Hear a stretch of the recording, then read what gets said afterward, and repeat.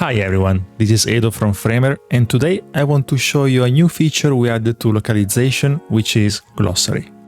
To show you how it works, I translated my example site into a few languages, and while doing so, I realized that a company name like Framer gets translated too, which obviously I don't want. Now, up until today, as a workaround, you could go into localization settings, and under AI style, you could add a sentence like never translate the word framer or translate this word into something specific, but this was not really scalable. So I'm not going to use this, and I'm going to show you something much better instead, which is Glossary. This new glossary feature is a great way to ensure your terms are always translated exactly the way you want. And to show you, I'm going to add a new term and call it framer. There is a description that I'm going to leave empty, and I'm also leaving case sensitive to yes, and I'm going to switch translatable to no.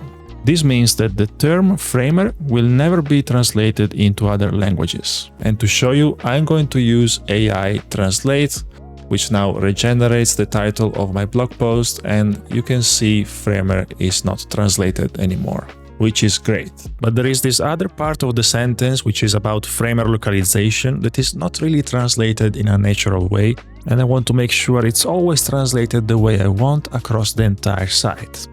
So I go to the glossary again, hit the plus button, and add framer localization as a term.